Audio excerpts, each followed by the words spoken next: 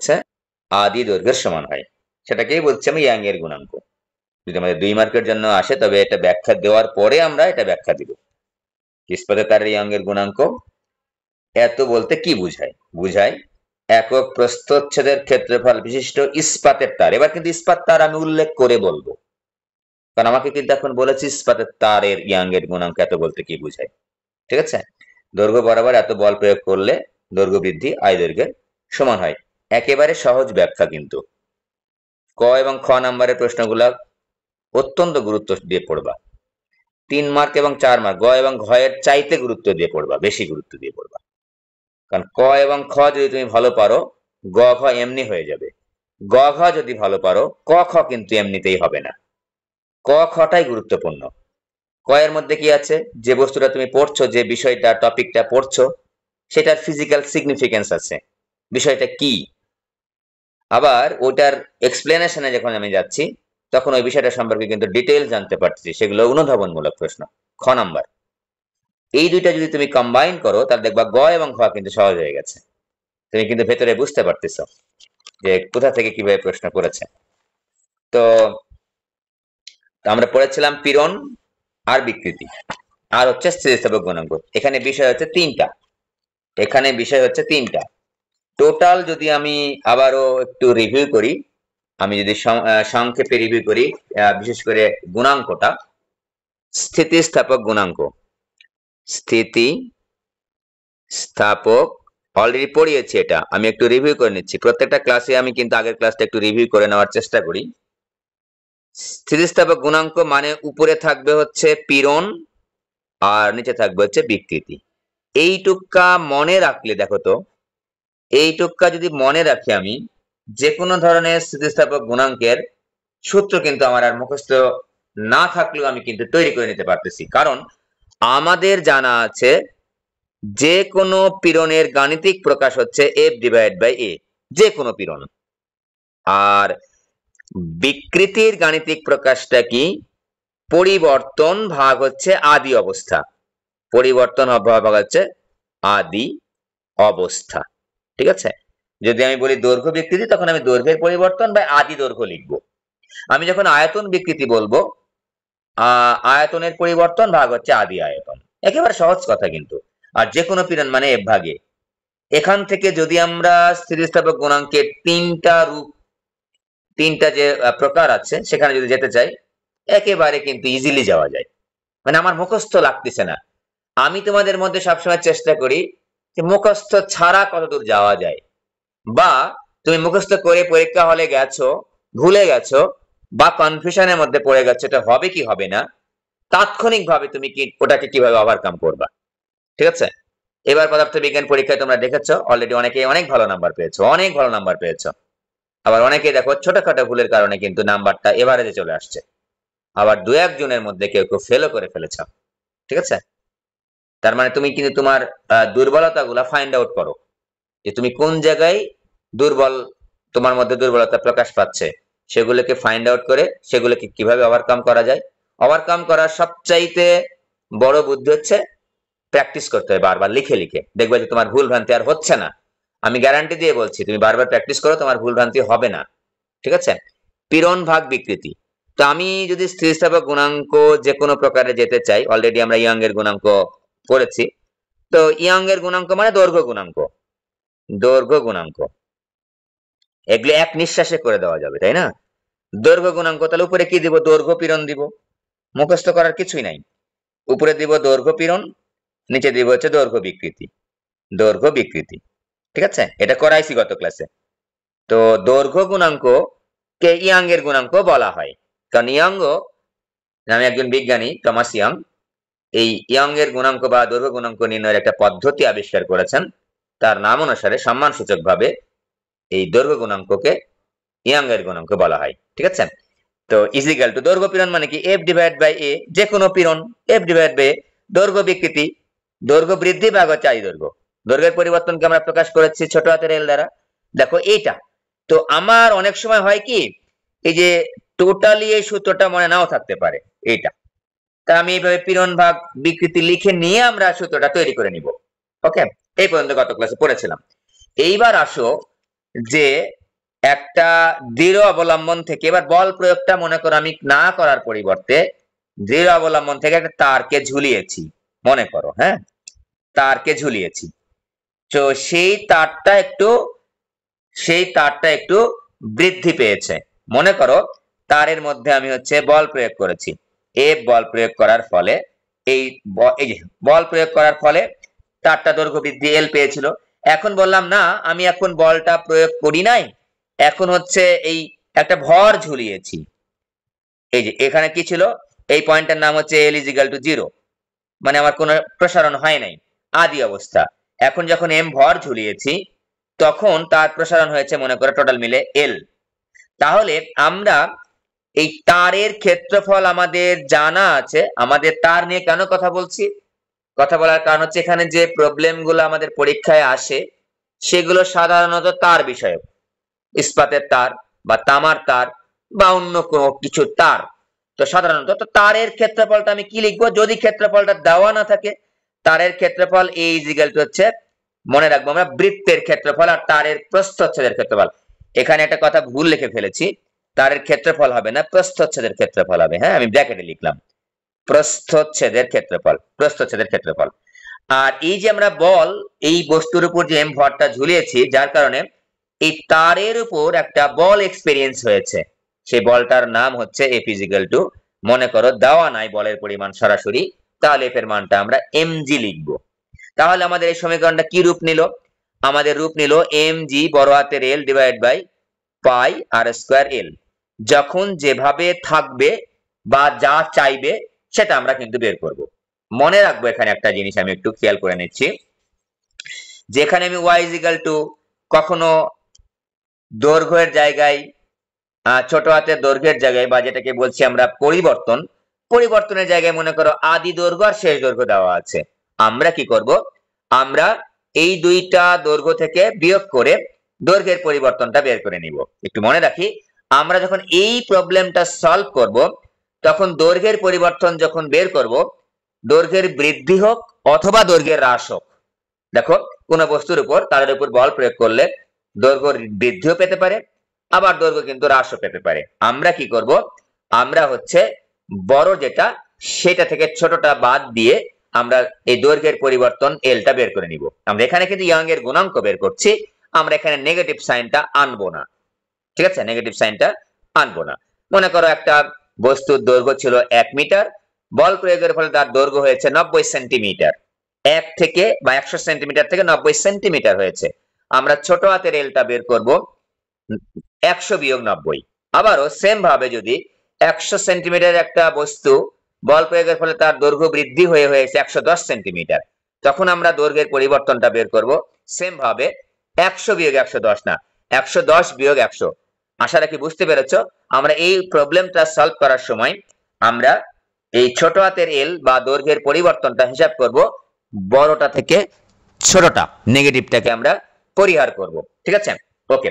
তো এখান থেকে আবার এমনও তো হতে পারে পীড়ন বের করতে বলতে পারে। দেখো তো, যদি পীড়ন বের করতে বলে, পীড়ন মানে কি, এফ ডিভাইড বাই ই, পীড়ন মানে হচ্ছে এফ ডিভাইড বাই ই। তো পীড়ন বের করতে চাইলেও কিন্তু আমরা পীড়নও বের করতে পারবো। কিরকম, দেখো তো, আমরা অলরেডি শিখেছি যে Y is equal to F L divide by L. দেখো তোমাদের পড়ানোর মাধ্যমে কিন্তু আমার মাথার মধ্যে সূত্রটা কিন্তু অলরেডি চলে আসছে, আমি কিন্তু সবসময় লিখছি, বারবার লিখছি বলে কিন্তু আমার আর ভুল হচ্ছে না। সিমিলারলি তোমরাও বারবার যখন লিখবা, একটা জিনিস একবার পড়ে কিন্তু তোমার মাথার মধ্যে আসবে না, আয়ত্তে কিন্তু আসবে না, এটুকু মাথায় রাখবা।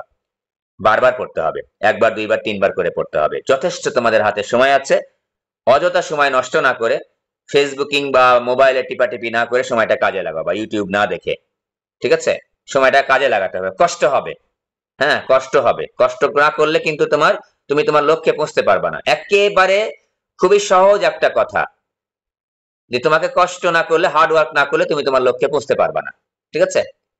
তো স্যার আমি মনে করো তুমি ঢাকা বিশ্ববিদ্যালয়ে চান্স পাওয়ার কথা, তুমি রাজশাহী বিশ্ববিদ্যালয়ে চান্স পাইলা, তাহলে কারণ কি, তুমি তোমার যতটুকু সময়টা দেওয়া উচিত ছিল পড়াশোনায় সেটা তুমি করো নাই, এরকম হতে পারে কিন্তু, ঠিক আছে। সো তুমি যেন ইন্টারমিডিয়েট পাস করার পরে 1 বছরে কোথাও কম জুরি জায়গায় চান্স পেয়ে, বা তোমার আশানুরূপ জায়গায় চান্স না পেয়ে তুমি যেন এটা নিয়ে টেনশন না করো, বা এটা নিয়ে মানে কি বলে এটাকে, এটা নিয়ে চিন্তা যেন না হয় যে না আমি ভুল করেছিলাম, এই কথাটা তোমাদের মধ্যে যেন না আসে। এখনই সচেতন হয়ে যাও। বারবার এক কথা বলি, মনে করিয়ে দিই, কারণ আমি ওই লেভেলটা পার করে আসছি, ঠিক আছে? সুতরাং তোমরা অবশ্যই নিজের কাছে যে সময়টা আছে সেটার সর্বোত্তম ব্যবহার নিশ্চিত করবা। ওকে, আমি এখন মনে করো এখান থেকে এফ এল ভাগ এল টা এ পাশে আনলাম, ইজ ইকুয়াল টু ওয়াই লিখলাম। আমি এফ ডিভাইড বাই এ বের করতে চাচ্ছি, তাহলে দেখো তো Y L divide by L. সুতরাং আমরা এখান থেকে কিন্তু পীড়নও বের করতে পারি, এই সূত্রের মাধ্যমে আমরা কিন্তু পীড়নও বের করতে পারি। পীড়ন is equal to Y L divide by L. আবার দেখো এই সূত্র থেকে আমি কিন্তু বিকৃতিও বের করতে পারি। খেয়াল করে দেখো, আমি বের করে দেখাচ্ছি, এগুলো সব ডিটেলস পড়ানো হয় তোমাদের, F L divide by A L. তো এখান থেকে আমি কি করলাম, Y A L is equal to হচ্ছে এফ এল লিখলাম। তো এখান থেকে দেখো তো এল ভাগ L is equal to F divide by Y A. এইরকম রূপ কিন্তু তুমি তোমার বইতে পাবা না, কিন্তু এরকম সূত্রের রূপটা কিন্তু তুমি পাবা না যেভাবে দেওয়া আছে। কিন্তু তোমার যদি বের করার প্রয়োজন হয় যে বিকৃতি বা পীড়ন এই সূত্রের মাধ্যমে বের করবো, এমন কিছু ডাটা বা উপাত্ত প্রশ্নের মধ্যে দেওয়া আছে যে এই সূত্রের মাধ্যমে তুমি পীড়ন বা বিকৃতি বের করতে পারবা। তাহলে দেখো এখানে বিকৃতি কিন্তু পেয়ে গেছি, যে দৈর্ঘ্য বিকৃতি ইজ ইকুয়াল টু হচ্ছে F divide by Y into A. বুঝতে পারছো? এফ এর জায়গায় এমজি হতে পারে, এর জায়গায় পাই আর স্কয়ার হতে পারে। তো আমরা এই যে আমরা কি বলে ইয়ং এর গুণাঙ্ক বা দৈর্ঘ্য গুণাঙ্কের সূত্র থেকে কিন্তু আমরা পীড়নও বের করতে পারি, আমরা কিন্তু বিকৃতিও বের করতে পারি। আবার পীড়ন এবং বিকৃতি দেওয়া থাকলে এখান থেকে কিন্তু ইয়াং এর গুণাঙ্ক আমরা বের করতে পারি। খেয়াল করো, আমরা যদি একটু পীড়ন বিকৃতি দেওয়া থাকে তখনও কিন্তু বের করতে পারি, কারণ আমাদের জানা আছে পীড়ন ভাগ বিকৃতি ইজ ইকুয়াল টু হচ্ছে স্থিতিস্থাপক গুণাঙ্ক। তো আমরা শিখে ফেললাম। আমি একটা প্রবলেম করাচ্ছি ছোট করে, একটা ছোট্ট প্রবলেম দেখাচ্ছি ইয়াং এর গুণাঙ্ক রিলেটেড, যে 1 মিটার দৈর্ঘ্য দীর্ঘ, লেখো 1 মিটার দীর্ঘ এবং 1 মিটার স্কয়ার মিলিমিটার স্কয়ার। এখানে ইউনিট কনভার্সেশন গুলা খুবই গুরুত্বপূর্ণ, কারণ তারের প্রস্থচ্ছেদের ক্ষেত্রফল গুলা একেবারে ছোট হয়, দৈর্ঘ্য বৃদ্ধিটাও ছোট হয়, বা ব্যাসের হ্রাসটাও অনেক ছোট হয়। এই জন্য কিন্তু এখানে ওই মিলিমিটার স্কয়ার সেন্টিমিটার স্কয়ার এরকম ভাবে দেওয়া থাকতে পারে। 1 মিটার দীর্ঘ এবং 1 মিলিমিটার স্কয়ার প্রস্থচ্ছেদের একটি তারে হ্যাঁ কি পরিমাণ বল প্রয়োগ করলে, বিভিন্ন ভাবে প্রশ্ন আসতে পারে কিন্তু, যে এত বল প্রয়োগ করলে তার দৈর্ঘ্য বৃদ্ধি এত হয় বা দৈর্ঘ্য হ্রাস এত হয়। আমাদের যে সমীকরণটা আছে সেই সমীকরণের মধ্যে যে কোনোটার মান চাইতে পারে, অন্যগুলার মান দেওয়া থাকবে। ঠিক আছে? কি পরিমাণ বল প্রয়োগ করলে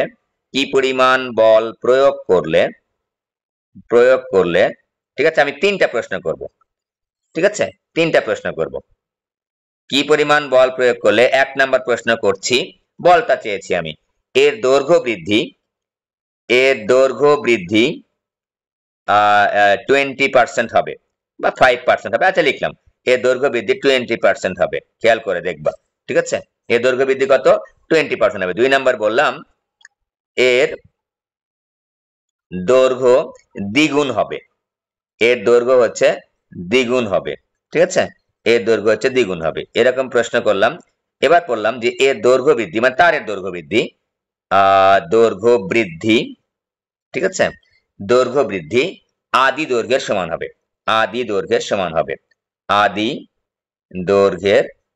হবে। ঠিক আছে, তিনটা প্রশ্ন করেছি। আরো একটা প্রশ্ন করি, এর দৈর্ঘ্য ঠিক আছে, এর দৈর্ঘ্য 125% হবে। দেখো অনেকগুলা প্রশ্ন করেছি, একই ধাঁচের প্রশ্ন, বিভিন্ন ভাবে তোমাদের পরীক্ষায় আসতে পারে, এগুলো এক একটার কথার এক এক রকম মানে। তো প্রথম প্রশ্নটা যাচ্ছি। আচ্ছা, আমাদের এখানে প্রশ্নের মধ্যে ওয়াই এর মান দেওয়া আছে, মনে করো 2 গুণ 10⁻11 newton metre per metre square, এই ওয়াই এর মানটা দেওয়া আছে। তো এরকম প্রশ্ন থাকলে ওয়াই এর মানটা অবশ্যই দেওয়া থাকবে। ওয়াই এর মান বলতে আমরা বুঝতে পারতেছি যে তারটা নিয়ে আমরা কথা বলছি সে তারের ইয়ং এর গুণাঙ্কটা দেওয়া আছে। তো প্রথম প্রশ্নে আসি আমরা, যে দৈর্ঘ্য বৃদ্ধি 20% হবে। দৈর্ঘ্য বৃদ্ধি কিন্তু আমাদের সূত্রের মধ্যে কিন্তু দৈর্ঘ্য বৃদ্ধিটাই আমাদের দরকার। আমাদের সূত্রের মধ্যে যে সিম্বল গুলো আছে সেখানে দৈর্ঘ্য বৃদ্ধির সিম্বলটা কিন্তু আছে।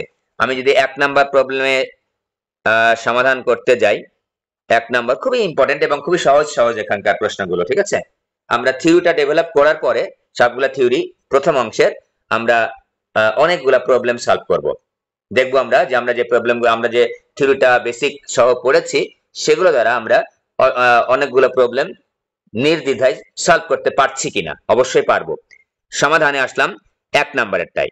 তো এখানে কি দেওয়া আছে, ওয়াই এর মানটা দেওয়া আছে 2 গুণ 10⁻11 নিউটন পার মিটার স্কয়ার। এইবার খেয়াল করো যে এখানে দেওয়া আছে হচ্ছে এল এর মানটা দেওয়া আছে 1 মিটার এবং এ এর মানটা দেওয়া আছে, খেয়াল করো এ এর মানটা কিভাবে বুঝলাম যেটা এ এর মান, প্রস্থচ্ছেদের, প্রস্থচ্ছেদ মানে হচ্ছে ক্ষেত্রফল। আর একটা জিনিস খেয়াল করো মিলিমিটার স্কয়ার দেওয়া আছে, মিলিমিটার স্কয়ার তো অবশ্যই ক্ষেত্রফলেরই একক, তাই না। 1 millimetre square is equal two, আগেই বুঝতে পেরেছো যে 10⁻6 মিটার স্কয়ার হবে। এবং এখানে একটা জিনিস খেয়াল করো দৈর্ঘ্য বৃদ্ধিটা কত দেওয়া আছে, দৈর্ঘ্য বৃদ্ধি দেওয়া আছে হচ্ছে L is equal two 20% of L। দেখো এই যে দৈর্ঘ্য বৃদ্ধি 20% হবে, যে পরিমাণ ওই তারটার দৈর্ঘ্য ছিল তার 20% দৈর্ঘ্য বৃদ্ধি হবে, কিন্তু দৈর্ঘ্য কিন্তু না, দৈর্ঘ্য বৃদ্ধির কথা বলেছে। তো আমাদের দৈর্ঘ্য বৃদ্ধির সিম্বল কি, ছোট হাতের এল। তাহলে আমরা লিখবো 20 ভাগ হচ্ছে 100 গুণ হচ্ছে এল এর মান হচ্ছে 1 ইজ ইকুয়াল টু 0.2 মিটার, ঠিক আছে 0.2 মিটার। আমাদের টার্গেট হচ্ছে F is equal to what, তো আমরা লিখবো Y is equal to F L ভাগ এল, টাকে লিখে নিব, এখান থেকে এফ এর মানটা বের করব, Y A L divide by হচ্ছে এল। ওয়াই এর মান 2 গুণ 10⁻11 গুণ 10⁻6, ছোট হাতের এল এর মানটা হচ্ছে 0.2, যেহেতু 20 ভাগ 20, আর এল এর মানটা যেহেতু 1 মিটার দেওয়া আছে আমরা এখানে 1 বসিয়ে দিয়েছি, বড় হাতের এল এর মানটা হচ্ছে 1। তো আমরা পাবো হচ্ছে 4 গুণ 10⁻6 5 11, 6 5 11 4 মনে হয় 4 নিউটন, ঠিক আছে 6 আর 5 11, হ্যাঁ 4 নিউটন বা 40,000 নিউটন, এভাবে লিখতে পারো তোমার ইচ্ছা, 40,000 নিউটন যে কোনো ভাবে লিখতে পারো, ঠিক আছে।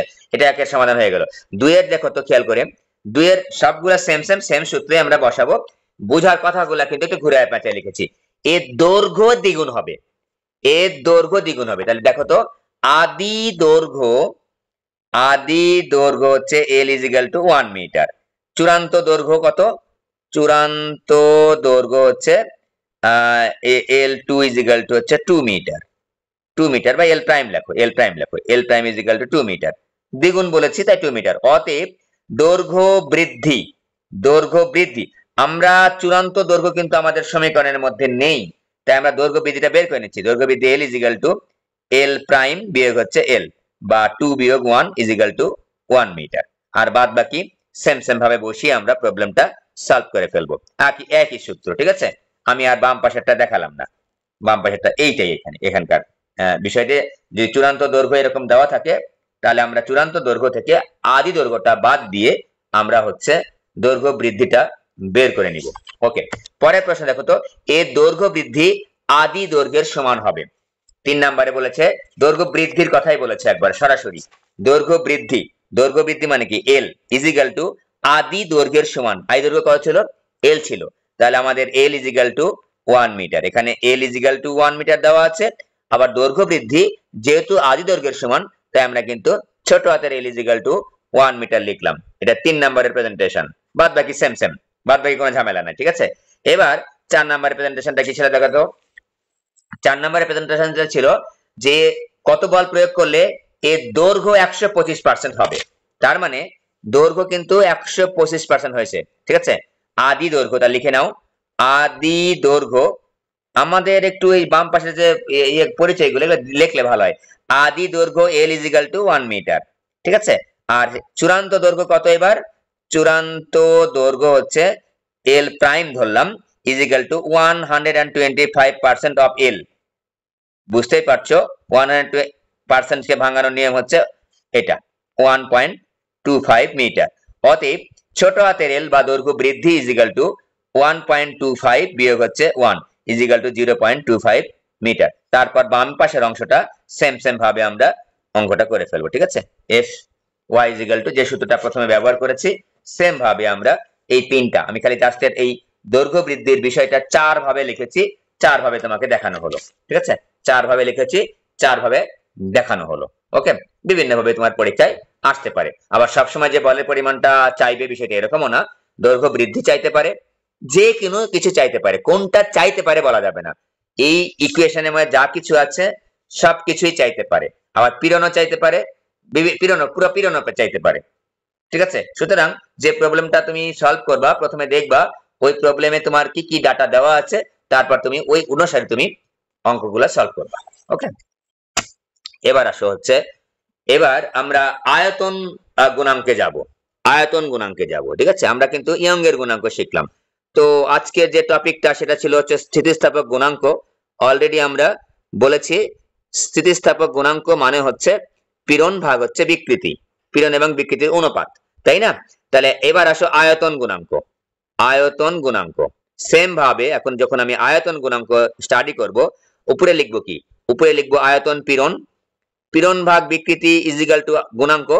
তো যখন আমি আয়তন গুণাঙ্ক পড়বো তখন আমি লিখবো আয়তন পীড়ন ভাগ হচ্ছে আয়তন বিকৃতি। তো বুঝতেই পারছো, আমরা বারবার বলেছি এটাকে প্রকাশ করা হয় বি দ্বারা, বাল্ক মডুলাস। তো অনেক সময় আবার এটাকে কে দ্বারাও প্রকাশ করা হতে পারে, যে কোনো দ্বারা কে অথবা বি দ্বারা প্রকাশ করা হতে পারে, ঠিক আছে। তো আমি অবলিক দিয়ে কে লিখলাম, কে অথবা বি দ্বারা প্রকাশ করা হয়, কে অথবা বি, কিন্তু কে ভাগ কিন্তু বি না, আমি বলে দিচ্ছি বারবার, কে অথবা বি দ্বারা প্রকাশ করা হয়। তা আয়তন পীড়ন মানে কি? সকল ধরনের পীড়ন মানে এফ ডিভাইড বাই এ। আয়তন বিকৃতি মানে ছোট হাতের ভি ডিভাইড বাই হচ্ছে বড় হাতের ভি। তোমাদের যদি মনে হয় যে না স্যার আমি ছোট হাতের ভি এবং বড় হাতের ভি আমার লিখতে একই রকম হয়ে যায়, তাহলে তুমি ছোট হাতের ভি এর জায়গায় ডেল ভি লিখবা। ছোট হাতের ভি জায়গায় ডেল ভি মানে আয়তনের পরিবর্তনটাকে তুমি ডেল ভি লিখতে পারো, ঠিক আছে। এবার আসো এফ ভি ডিভাইড বাই হচ্ছে এ, এই যে ভি, ভি এর মাথায় একটু গোল্লা, ছোট্ট করে একটু মাথায় একটু গোল্লা চিহ্ন দিবা, যেটা আমরা ছোট হাতের ভি বলছি, ঠিক আছে। এটা গেল হচ্ছে বাল্ক মডুলাস বা আয়তন গুণাঙ্ক। তো এখান থেকে আমরা আয়তন গুণাঙ্ক বের করতে পারি সেম ভাবে আগের মতোই। যদি আমার এফ এর মান দেওয়া না থাকে, যদি আমার এফ এর জায়গায় এম জি বসাতে হতে পারে, আবার এর জায়গায় আমাদের তারের ক্ষেত্রে বা অন্য কিছুর ক্ষেত্রে যেরকম থাকবে সেটার ক্ষেত্রফল বসাতে হতে পারে, ঠিক আছে। একটু বলে রাখছি, আমাদের সাধারণত ইয়ং এর গুণাঙ্ক বিষয়ক প্রবলেম গুলাই বেশি আসে। এগুলো আসে না বললেই চলে, তবে আসে না বলতে এরকম না যে একবারেই আসে না, মাঝে মাঝে এসেও থাকে। তো অনেক সময় হয় কি, এই এফ ডিভাইড বাই এ কে, যেটাকে আমরা পীড়ন বলছি, সেটা চাপের সমতুল্য, কিন্তু মান কিন্তু চাপের সমতুল্য। চাপ এবং পীড়ন কিন্তু এক জিনিস না, কিন্তু চাপের একটা সমতুল্য। এফ ডিভাইড বাই আমাদের সকলের জানা আছে। তো এখানে আমি পি ভি ভাগ হচ্ছে ছোট হাতের ভি লিখতে পারি, ঠিক আছে। F divide by P is equal to F divide by A is equal to আমরা পি লিখলাম। ওকে, এখানে আমার লেখা যেতে পারে আর কি, যখন কোনো সময় ডাটার মধ্যে যদি দেওয়া থাকে, বিশেষ করে বুয়েট অ্যাডমিশন টেস্ট বা ইঞ্জিনিয়ারিং অ্যাডমিশন টেস্টে এরকম দেওয়া থাকতে পারে, সেক্ষেত্রে আমরা এফ ভাগ এ, যেহেতু পরিমাণটা মানটা হচ্ছে চাপের সমতুল্য, চাপ আর এ পীড়ন কিন্তু এক জিনিস না, সংজ্ঞা কিন্তু পুরোটাই আলাদা, কিন্তু গাণিতিক প্রকাশটা কিন্তু চাপ এবং পীড়নের একই। ওকে, এবার এই জিনিসটা আমরা পেয়ে গেলাম, ঠিক আছে। তো এখান থেকে আরো একটা জিনিস তোমাদের একটু শেখাবো, খুবই ইম্পর্টেন্ট। সেটা হচ্ছে এই বি এর উল্টা রাশিকে বলা হয় হচ্ছে কম্প্রেসিবিলিটি বা হচ্ছে সংনম্যতা।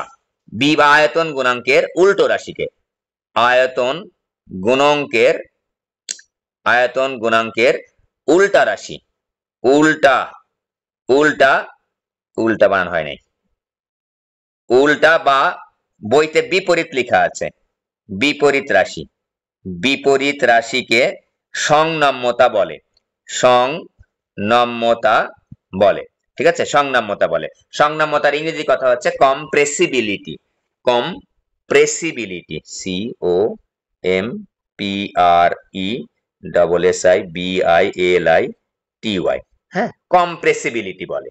তো আমাদের পরীক্ষায় যদি আসে যে সংনম্যতা কাকে বলে, আমরা আয়তন গুণাঙ্কের উল্টা বা বিপরীত রাশিকে সংনম্যতা বলে এটা না বলে, যেহেতু আয়তন গুণাঙ্ক ইজ ইকুয়াল টু আয়তন পীড়ন ভাগ আয়তন বিকৃতি, উল্টায় দাও তো, উল্টায় দিলে কি হবে? আয়তন বিকৃতি ভাগ আয়তন পীড়ন। তাহলে আমরা বলবো যে অর্থাৎ আয়তন গুণাঙ্ক সংনম্যতা, সংনম্যতা, সংনম্যতা ইজ ইকুয়াল টু কি পাচ্ছি আমরা?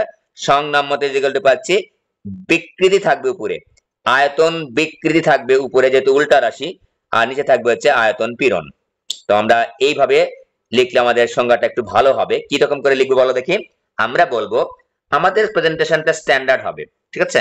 আমরা বলবো পরীক্ষায় কিন্তু এটা আসে, কিন্তু 1 নাম্বারের জন্য খুবই ইম্পর্টেন্ট। আমরা বলবো আয়তন বিকৃতি এবং আয়তন পীড়নের অনুপাতকে অর্থাৎ আয়তন গুণাঙ্কের উল্টা বা বিপরীত রাশিকে সংনাম্যতা বলে। একটু কথা বলে রাখি, এই সংজ্ঞাগুলা বা গুণাঙ্ক যখন আমরা পড়ছি তখন কিন্তু একটা বিষয় অবশ্যই আমাদের খেয়াল রাখতে হবে, সেটা হচ্ছে স্থিতিস্থাপক সীমার মধ্যে। আমরা যেন এটা মাথা থেকে বের করে না দিই আবার। তাহলে সংজ্ঞা যখনই বলি আমরা স্থিতিস্থাপক সীমার মধ্যে কথাটা উল্লেখ করে বলতে হবে। তাহলে কি বলবো? স্থিতিস্থাপক সীমার মধ্যে কোন বস্তুর আয়তন পীড়ন এবং আয়তন বিকৃতির অনুপাতকে বলা হয় আয়তন গুণাঙ্ক। কিন্তু যখনই আমরা সংনাম্যতা বলবো উল্টা করে বলবো খালি, যে স্থিতিস্থাপক সীমার মধ্যে আয়তন বিকৃতি এবং আয়তন পীড়নের অনুপাতকে সংনাম্যতা বলে। অথবা এটার সঙ্গে যদি তুমি এটা অ্যাড করে দিতে চাও দিতে পারো। কিরকম? যে স্থিতিস্থাপক সীমার মধ্যে কোন বস্তুর আয়তন বিকৃতি এবং আয়তনের পীড়নের অনুপাত অর্থাৎ আয়তন গুণাঙ্কের উল্টা রাশিকে বা বিপরীত রাশিকে সংনাম্যতা বলে। সুতরাং সংনাম্যতাকে যদি আমরা সি দ্বারা প্রকাশ করি, C is equal two 1/b হয়ে যাচ্ছে। দেখো খেয়াল করে, C is equal two 1/b। পরীক্ষায় আমাদের অনেক সময় হয় কি, ওই সংনাম্যতা চাইলো। সংনাম্যতা যদি তুমি না বুঝো তাহলে কিন্তু বের করতে পারবা না। সুতরাং সংনাম্যতা মানে আয়তন গুণাঙ্ক আগে বের করব আমরা, আয়তন গুণাঙ্ক বের করে তাকে উল্টা করে দিব, 1/b দিয়ে আমরা সংনাম্যতা বের করব। তাহলে এখন এই আয়তন গুণাঙ্কের বিপরীত রাশি বা উল্টা রাশিকে যদি সংনাম্যতা বলা হয়, তাহলে আয়তন গুণাঙ্ককে কি বলা হয়? তাহলে আয়তন গুণাঙ্ককে আবার বলা হয় অসংনাম্যতা। তাহলে আয়তন গুণাঙ্ক আমি একটু লিখে নিচ্ছি, আয়তন গুণাঙ্ক মানে হচ্ছে অসংনাম্যতা, ইনকম্প্রেসিবিলিটি, অসংনাম্যতা। তাহলে আয়তন গুণাঙ্ককে অসংনাম্যতাও বলা হয়ে থাকে। তাহলে এখন দেখো, আয়তন গুণাঙ্কের বিপরীত রাশি সংনাম্যতা, সংনাম্যতার বিপরীত রাশি কি? সংনাম্যতার বিপরীত রাশি আয়তন গুণাঙ্ক। তো সংনাম্যতাকে বিপরীত ভাবে বললে কি বলা যায়? অসংনাম্যতা বা ইনকম্প্রেসিবিলিটি বলা যায়, ঠিক আছে?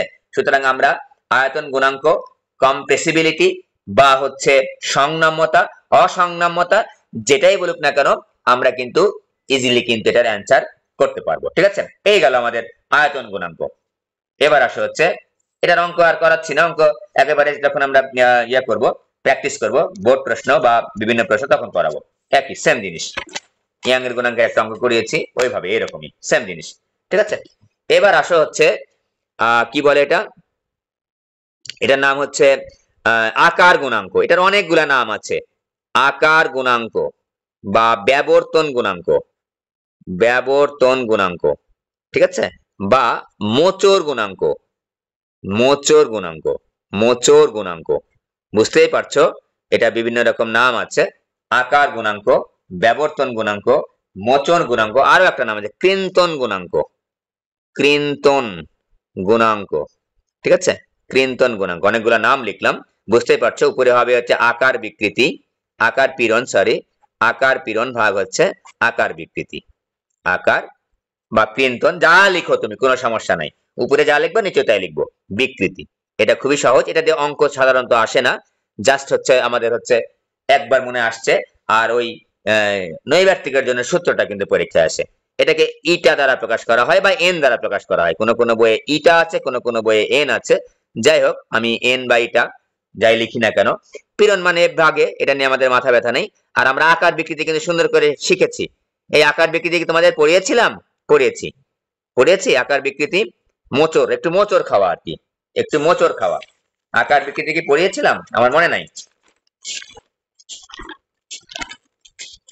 আয়তন বিকৃতি, আকার বিকৃতি মনে হয় পড়ায় নাই না, মনে হয় না। আচ্ছা, F divide by A theta, ঠিক আছে? আকার বিকৃতি যদি একটু পড়াই তোমাদের, আকার বিকৃতি বলেছিলাম যে মনে পরে পড়াবো। আচ্ছা, সাইন ভাগে পড়ে ফেলছি।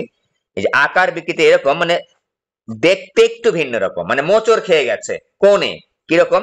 মনে করো যে আমি যদি একটা তল চিন্তা করি, একটা বস্তুর, মনে করো নিচের তলটা, এই যে নিচের তলটা ছিল এ বি, আর উপরের তলটা মনে করো সিডি, ওকে?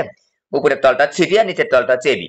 এবি তলটাকে এবির জায়গায় রেখে এখানে একটা স্পর্শিনী বল প্রয়োগ করলাম মনে করো, এখানে একটা স্পর্শিনী বল প্রয়োগ করার ফলে এই সি বিন্দুটা একটু বেঁকে গেছে, সি বিন্দুতে এখানে যে সি প্রাইম হয়েছে, তাহলে এই পাশটা এদিকে চলে গেছে সমপরিমাণ, এখানে ডি প্রাইম বিন্দুতে চলে গেছে। তাহলে এইটাকেই বলবো আমরা হচ্ছে মোচড় বিকৃতি। মোচড় খাইছে আর কি, একটু মোচড় খাওয়া তো সবাই বুঝি আমরা, একটু মোচড় খাইছে, ঠিক আছে। এই যে লাল কালি যে থেটা পরিমাণটা দিলাম, এটাকেই বলা হচ্ছে মোচড় বিকৃতি, ঠিক আছে।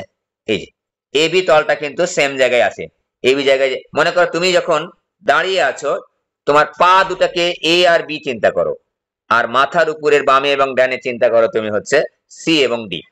তুমি মনে করো পা দুটাকে সেম জায়গায় রেখে, পা দুটাকে সেম জায়গায় রেখে মাথাটা একটু হেলে গেলা, মানে হেলে যাওয়া মানে কি, তাহলে তুমি এই সি পয়েন্টটা সি প্রাইম পয়েন্টে চলে আসলো, আর ডি পয়েন্টটা হচ্ছে ডি পয়েন্টে চলে আসলো। তাহলে এই যে মোচড় খাইলা, এই মোচড়টাকে বলা হচ্ছে মোচড় বিকৃতি। তো এই মোচড় বিকৃতির সংজ্ঞাটা একটু সুন্দর অন্যভাবে দেওয়া হয়, এই জন্য আমি পরে পড়াতে চেয়েছিলাম।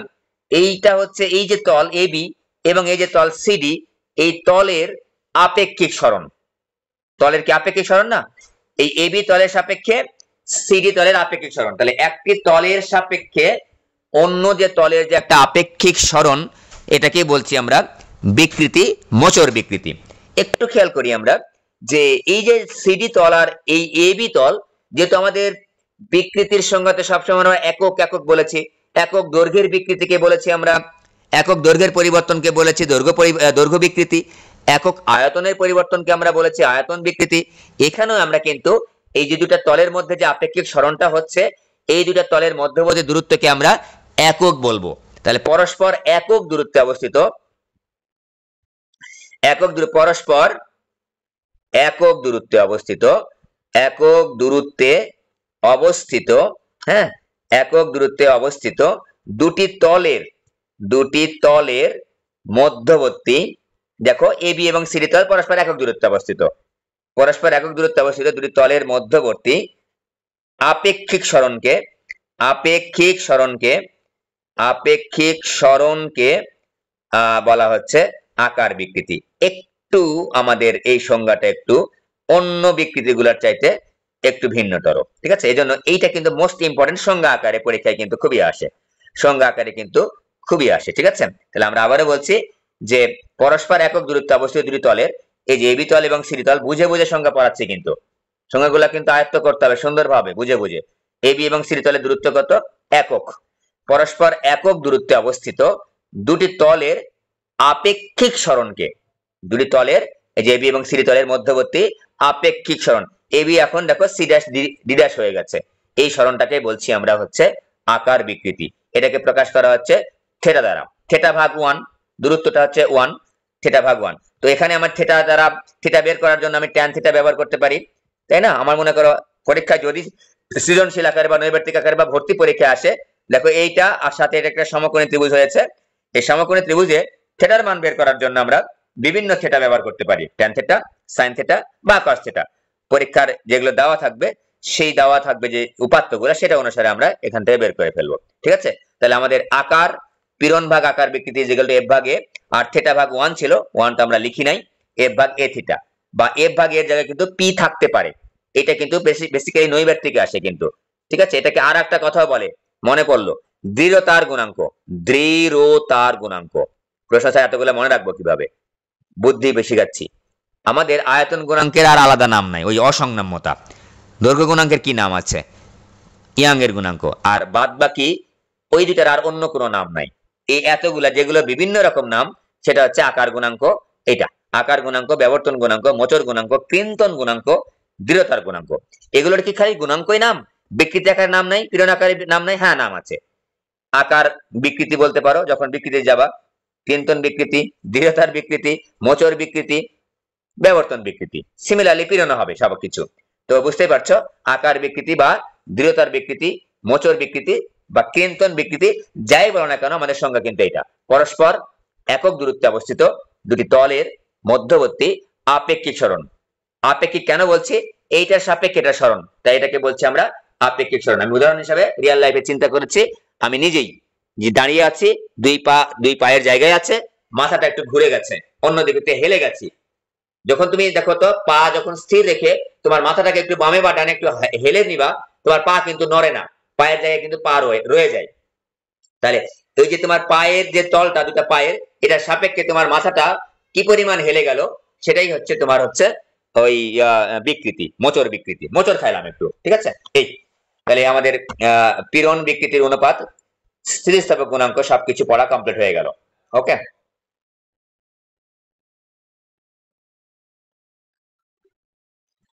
এরপর আসবে হচ্ছে আর একটা ক্লাস নিব আমরা। আর একটা ক্লাস নিলে কমপ্লিট হয়ে যাবে, সেটা হচ্ছে পয়সনের অনুপাত আর হচ্ছে তারের সম্প্রসারণের কৃতকাজ। এটা নেক্সট ক্লাসে পড়লে আমাদের অর্ধেক অংশ শেষ হয়ে যাবে, এবং এই অর্ধেক অংশের মধ্যে কোনো কঠিন কিছু নেই, এবং এই অর্ধেক অংশ থেকেই অধিকাংশ সময় কিন্তু আমাদের সৃজনশীল প্রশ্ন এসে থাকে, খুবই সহজ। আর নেক্সট যে টপিক থাকলো, এই দুটো টপিক খুবই খুবই ইম্পর্টেন্ট, খুবই খুবই ইম্পর্টেন্ট, মাথায় যেন থাকে। নেক্সট ক্লাসে আমরা নিব রবিবারে হয়তো বা, ঠিক আছে। তো আজকে এই পর্যন্ত থাকুক, আর আলাদা করে আর নতুন টপিকে না গেলাম। ওই পয়সনের অনুপাতটা একটু ভালোভাবে বুঝে বুঝে পড়তে হবে, এবং পাশাপাশি তারের সম্প্রসারণে কৃত কাজ, বিভব শক্তি, একক আয়তনে কৃত বিভব শক্তি, এগুলো একটু সুন্দরভাবে আমরা নেক্সট ক্লাসে, একটা ক্লাসের মধ্যে ওটা শেষ হয়ে যাবে, ঠিক আছে। ওকে। আর যারা একটু দু একটা সাবজেক্টে খারাপ করেছে, মন খারাপ না করে সামনের দিকে আগায় যাও, ঠিক আছে। শোককে শক্তিতে পরিণত করো। ওকে, বাই।